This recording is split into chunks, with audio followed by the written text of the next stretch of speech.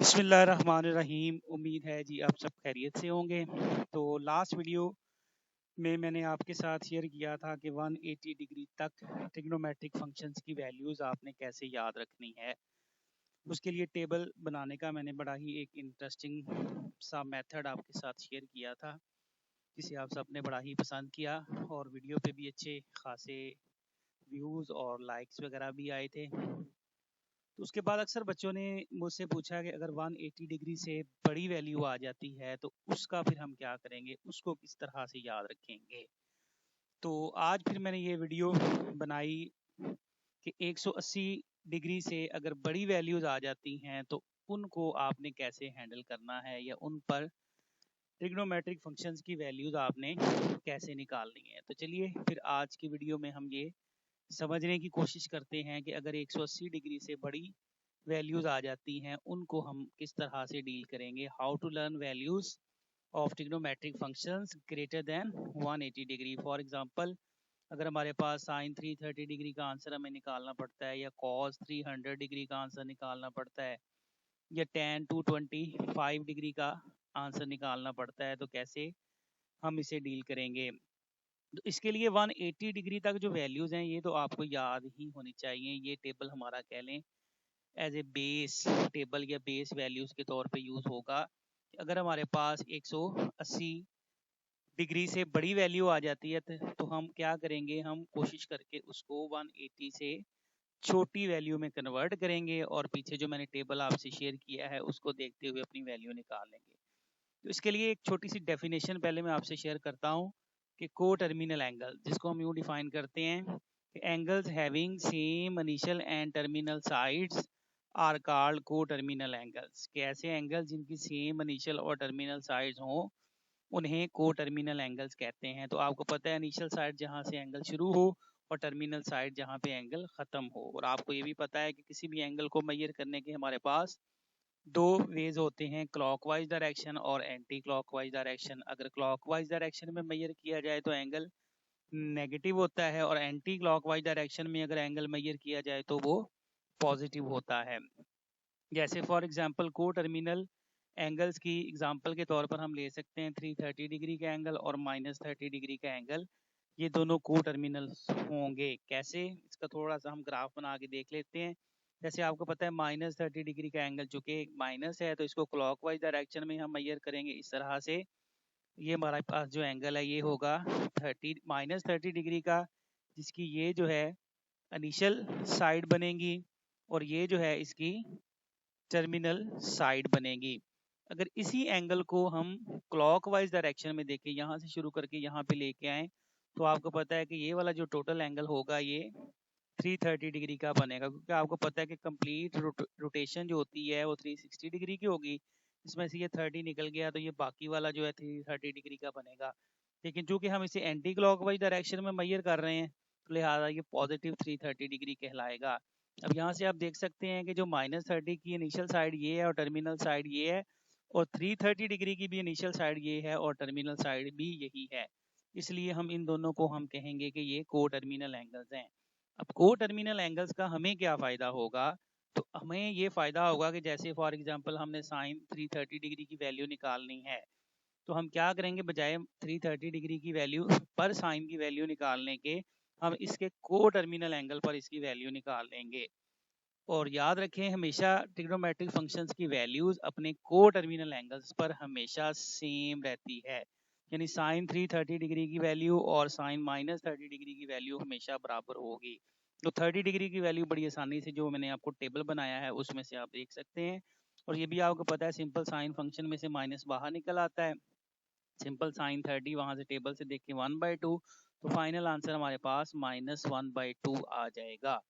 इस तरह से अगर एंगल हमारे पास 180 डिग्री से बड़ा आ जाए तो उसको हम डील करके छोटे एंगल में कन्वर्ट कर लेंगे जो 180 से छोटा होगा, और उसके मुताबिक अपना आंसर निकाल लेंगे। अब ये तो था इसका ग्राफ में देखने का तरीका। ज़ाहिर है हर दफ़ा आपको पता है कि हम ग्राफ नहीं बनाते, कोई ना कोई अल्टरनेट मेथड फिर हम यूज़ करते हैं इस तरह के सवालों के लिए। तो एक अल्टरनेट मेथड है किसी भी एंगल का को टर्मिनल एंगल निकालने के लिए। हम क्या करेंगे, हम सिंपल डिवीजन को यूज़ कर सकते हैं। जैसे 330 डिग्री का हमने को टर्मिनल एंगल निकालना है। हम सिंपल 330 डिग्री को 360 पे डिवाइड करेंगे, यानी सिंपल आपने क्या करना है, जिस भी एंगल का को टर्मिनल एंगल निकालना है उसे 360 पे डिवाइड करना है। तो सिंपल जैसे 1 पे जाएगा तो ये 360 आएगा। आमतौर पर होता है कि यहाँ पर हमारी वैल्यू कोशिश होती है इससे छोटी हो, लेकिन यहाँ पर इस डिवीजन में ऐसा कोई ये कंपल्शन नहीं है। बस हमारी ये कोशिश होनी चाहिए कि जो रिमाइंडर है ना, नीचे जो बाकी वैल्यू बचे वो 180 से छोटी हो। जैसे सिंपल आपको पता है इसको सॉल्व करने के लिए अगर तो दोनों की साइन सेम हो तो हम इसकी नीचे वाले की साइन चेंज कर लेते हैं, प्लस था तो माइनस हो जाएगा। अब सिंपल इसको माइनस करेंगे तो 360 में से 330 निकला, 30 डिग्री रह गया। अब चूंकि बड़ी के साथ नेगेटिव का साइन था वैल्यू के साथ, तो यहाँ फिर माइनस आ जाएगा। यानी यहाँ रिमाइंडर में आपने कोशिश करनी है कि जो वैल्यू आए वो 180 डिग्री से छोटी हो। अब यहाँ चूंकि -30 आ गया, तो जैसे अभी हमने पहले भी देखा कि 330 डिग्री का को टर्मिनल एंगल -30 है, जिसपे हमने वैल्यू निकाल ली। ऐसे और भी बहुत सारी एग्जांपल्स हम कर सकते हैं। जैसे साइन 390 का आपने आंसर निकालना है तो उसके लिए 390 का पहले को टर्मिनल एंगल ढूंढेंगे, तो 390 को डिवाइड कर लेंगे 360 के साथ, तो सिंपल ये 1 पे जाएगा, नीचे 360 आ गया। तो दोनों के चूंकि साइन सेम है तो नीचे वाले के साइन चेंज किए तो प्लस था माइनस हो गया। इसको माइनस करेंगे तो आंसर हमारे पास आ जाएगा 30 डिग्री। चूंकि नीचे वाले बड़े के साथ पॉजिटिव का साइन है 390 के साथ, तो इसलिए यहाँ पे पॉजिटिव 30 डिग्री आ गया। तो साइन 390 की बजाय हम क्या करेंगे, साइन 30 डिग्री का आंसर निकाल लेंगे, जो कि हमें पता है वो 1/2 के बराबर होगा।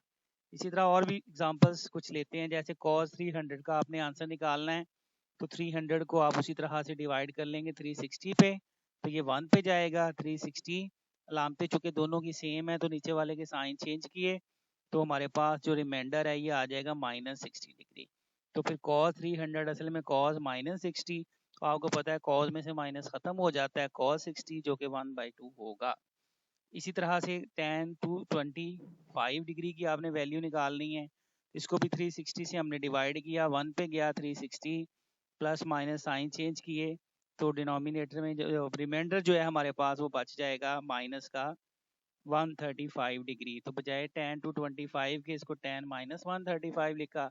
तो आपको पता है tan में से भी माइनस बाहर निकल आता है, माइनस बाहर निकल आया, और माइनस वैसे ही tan 135 की उसी टेबल से वैल्यू देखिए -1 होती है, तो माइनस माइनस +1 इसका आंसर आ जाएगा।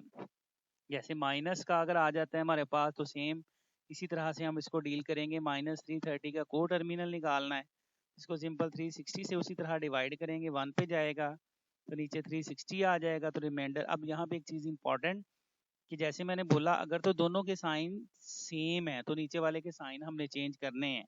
अगर पहले ही दोनों के साइन डिफरेंट होंगे तो फिर अलामतों को चेंज करने की जरूरत नहीं है, सिंपल सॉल्व कर देंगे। मकसद है हमारा माइनस करके आंसर को छोटा करना। अब जो कि दोनों की, इसकी माइनस है साइन, इसकी जमा है, तो कुछ नहीं करेंगे, वैसे ही सॉल्व कर देंगे। तो 360 में से 330 को माइनस किया तो जमा का 30 डिग्री बाकी बचा। तो cos -330 असल में सॉरी tan -330 असल में tan 30, यानी 1/√3 के बराबर होगा।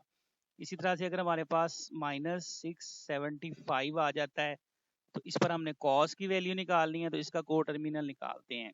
अब यहाँ पे भी एक बड़ी इंपॉर्टेंट चीज़ मैंने आपसे शेयर करनी है। जैसे 360 को 1 से करते हैं तो ये 360, तो रिमाइंडर जो है ना हमारे पास यहाँ माइनस का 315 बनता है। जैसे मैंने बोला कि रिमाइंडर हमें जो है 180 से छोटा चाहिए, फिर ही हमें इसको को टर्मिनल में चेंज करने का फ़ायदा है। अब यहाँ 1 से करें तो ये 315 रिमाइंडर आ रहा, तो फिर हम इसको ऐसा करते हैं 1 से नहीं बल्कि 2 से डिवाइड करके देख लेते हैं।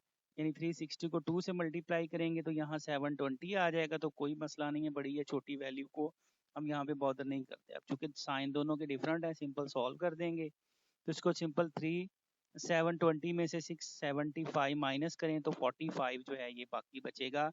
तो ये फिर हमारे पास को टर्मिनल एंगल हो जाएगा। लिहाजा cos -675 डिग्री cos 45 यानी 1/√2 के बराबर होगा। बिल्कुल इसी तरह जैसे tan 1110 पर हम इसकी वैल्यू निकालनी है, तो उसके लिए भी इसको डिवाइड करेंगे, 3 पे जाएगा 1080 आएगा, साइन चेंज करेंगे उसी तरह। तो इसका जो रिमाइंडर हमारे पास यहाँ से बचता है वो 30 डिग्री है। तो हम इस पे सिंपल 30 पे वैल्यू निकाल लेंगे, जो कि 1/√3 होती है। तो इस तरह से किसी भी किस्म का एंगल जो 180 डिग्री से बड़ा हो, हम उसे सिंपल अलाइड फॉर्म अलाइड कह रहा हूँ, को टर्मिनल फॉर्म में चेंज करके 180 से छोटा बना लेंगे और उसके मुताबिक हम इसकी टेबल से देख के इसकी वैल्यू मालूम कर लेंगे। तो उम्मीद है जी आपको आज का ये ट्रिक या आज की ये वीडियो भी पसंद आई होगी। तो नेक्स्ट फिर वीडियो में मैं आपके साथ मजीद कुछ इंटरेस्टिंग चीज़ें मैथमेटिक्स के हवाले से लेके आऊँगा। चलिए फिर आज की वीडियो को यहाँ पर एंड करते हैं।